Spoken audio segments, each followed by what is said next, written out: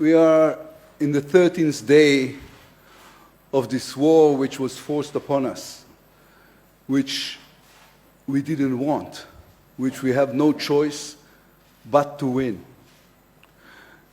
Not because we seek revenge, but because we can't live like this.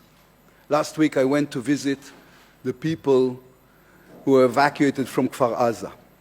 At the entrance I met an elderly lady that I know, and she said to me, "They killed my son, but at least I have cancer and I will die soon enough. I will not have to feel what I feel anymore." I met a 13-year-old girl who saw the murder of her best friend. I met a father whose wife and 2 children were abducted, sits alone in an empty apartment. I met people with hollow eyes who described to me what burned babies look like. The terrorists abducted a particularly large number of young women. We are trying not to think why, but we can't. I want to remind you, the horrors of October the 7th has nothing to do with the Israeli-Palestinian conflict. The terrorists are not part of the struggle for a Palestinian state. Hamas don't care about that. Just like ISIS and Al-Qaeda, they don't want any agreement with anyone. They want to kill Jews because they are Jews, and Christians because they are Christians, and moderate Muslims because they are moderate.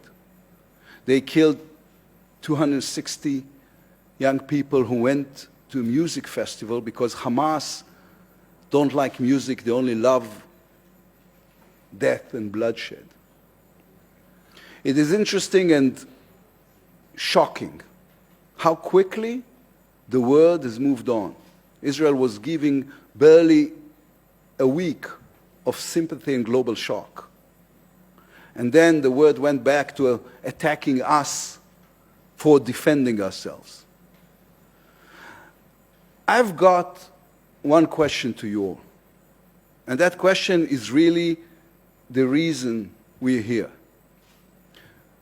Do you think an organization which has no problem butchering babies, butchering pregnant women, and butchering a 13-year-old autistic girl with an 80-year-old grandmother has any problem lying? Of all the distortions of the press coverage of the past days, the worst one is the balance. A large part of the media is offering its readers and viewers a balanced picture. They are presenting both sides equally. The story told by a democratic country that is trying to protect life, and the story told by a murderous terror organization that hates life. Hamas lies as a policy. They murder our children and then they blame us. They murder their own children and then blames us. They use people as human shields, fire at them if they try to escape, and cover for this with vast amount of fake news. There has never been a more cynical and horrific abuse of freedom of speech. My argument is that the media can't just claim to bring both sides of the story. If you do that, you are only bringing one, Hamas' side. That's cowardly and it's lazy.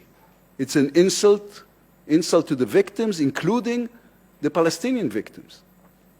It's also an insult to the core idea of what journalism is. Believe me, I know I was a journalist for 31 years. I have no problem with criticism of Israel. But when you know that one side lies and one side makes every effort to verify the facts, the least we can expect is that you don't give a never-ending platform to the lies. Be suspicious, be careful, give us a fair chance and enough time to check the facts. I know you are all horrified by what happened. I know you've seen horrific sights.